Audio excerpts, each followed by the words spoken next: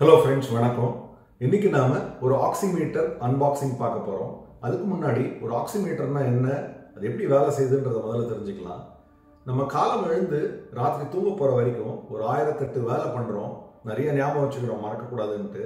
ஆனா ஒரு முக்கியமான ரொம்ப காம்ப்ளெக்ஸான ப்ராசஸ் நாம மூளையும் நம்ம சுவாச அமைப்புமே பார்த்துக்குது. அது என்னன்னு பார்த்தீங்கன்னா மூச்சு விடுறது. காத்துல இருக்கிற ஆக்சிஜனை சுவாசிச்சு அதை நம்ம ரத்தத்துல கலக்க வச்சு அதே சமயம் ரத்தத்துல இருக்கிற கார்பன் டை ஆக்சைடை திரும்ப எடுத்து வெளியேற்றுறது இந்த சுவாச அமைப்போட வேலை. இந்த சுவாச அமைப்பு எப்படி வேலை செய்யுதுன்னு சொல்லிட்டு இப்போ நாம ஒரு சின்ன வீடியோ ஒன்று பார்க்கலாம். அதுக்கப்புறம் இந்த ஆக்சிமீட்டருடைய அன்பாக்சிங் அண்ட் டீடைல் ரிவ்யூ பண்ணலாம் வாங்க. காத்துல இருக்கிற ஆக்சிஜனை சுவாசிக்கிறதுக்கு மூளையில இருந்து ஒரு சிக்னல் வரும். அது என்ன பண்ணுன்னா டயஃப்ரம் மூமெண்ட், லங்ஸை சுற்றி இருக்கிற மசில் மூமெண்ட் எல்லாத்தையுமே பார்த்துக்கும். லங்ஸை எக்ஸ்பேண்ட் பண்ணுறதுக்கு எனேபிள் பண்ணும். இப்போ நம்ம மூச்சு காற்றை சுவாசிக்கிறச்சு லங்ஸ் வந்து பலூன் மாதிரி கிடையாது, ஸ்பாஞ்ச் மாதிரின்றதை நீங்கள் ஞாபகம் வச்சுக்கணும். அந்த ட்ரீ ஸ்ட்ரக்சர் வந்து பிராங்கியோல்ஸ்ன்னு சொல்லுவோம். இந்த பிராங்கியோல்ஸ் முனையில் பார்த்தீங்கன்னா ஏர் சாக்ஸ் இருக்கும். இது பேர் வந்து ஆல்வியோலஸ். இதுதான் வந்து நம்ம இரத்த குழாயோட கனெக்ட் ஆகும். ஸோ நம்ம காற்றை சுவாசிக்கிறச்சே ஒரு பக்கம் வந்து ரத்தத்தில் இருக்கிற கார்பன் டை ஆக்சைடு இருக்கும், இன்னொரு பக்கம் ஆக்சிஜன் நம்ம சுவாசிச்சது இருக்கும்.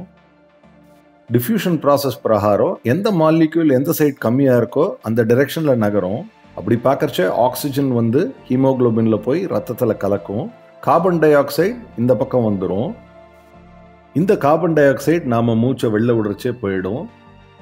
ஸோ நம்ம மூச்சை உள்ளே இழுத்து வெளியில் விடுறச்சே இதுதான் நடக்குது. இப்போ ஆக்சிமீட்டர் அன்பாக்சிங் பார்க்கலாம். ரத்தத்தில் இருக்கிற ஆக்சிஜன் அளவை இந்த ஆக்சிமீட்டர் எப்படி அளக்குதுன்றதையும் நான் உங்களுக்கு எக்ஸ்பிளைன் பண்ணுவேன் இந்த வீடியோவில். இந்த பாக்ஸ் பேக்கில் finger tip oximeter, user manual, quality certificate, hanging card, pouch, அப்புறம் பேட்டரிஸ் தராங்க. ஆக்சிமீட்டர் இப்படி தான் இருக்குது பாருங்கள். நம்ம துணி காய போடுற கிளிப் மாதிரி இருக்கும் ஆக்சுவலாக பார்த்தீங்கன்னா. இதில் நாம் பேட்டரியை முதல்ல ஃபிட் பண்ணிடலாம். இந்த ஃபிங்கர் டிப் ஆக்சிமீட்டரில் நாம் இப்போ நம்ம விரலை வைக்க போகிறோம். ஒரு கிளிப்பில் மாட்டுற மாதிரி நார்மலாக ஃபிக்ஸ் பண்ணிடலாம். இந்த மாதிரி ஆக்சிமீட்டரில் 2 எல்இடி லைட்ஸ் இருக்கும். ஒரு ரெட் எல்இடி லைட், அப்புறம் நாம் ரிமோட் கண்ட்ரோல்ஸில் இருக்கிற இன்ஃப்ராரெட் எல்இடி லைட்ஸ். இது நம்ம விரல் வச்ச உடனே அது வழியாக பாஸ் பண்ணிவிட்டு ஃபோட்டோ சென்சரில் போய் விழும். மேலே பார்த்தீங்கன்னா ரெட் எல்இடிஸ் தெரியுது. அதே மாதிரி கீழே பார்த்தீங்கன்னா அந்த ஃபோட்டோ சென்சார் வந்து தெரியும்.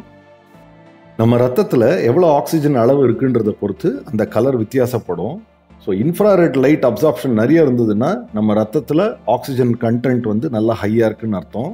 அப்படி இல்லை ரெட் எல்இடியுடைய அப்சார்ப்ஷன் நல்லா இருக்குது அப்படின்னா ஆக்சிஜன் கண்டென்ட் லோன்னு அர்த்தம். இந்த பிரின்சிபல் வச்சு தான் இந்த ஆக்சிமீட்டர் வேலை செய்யுது.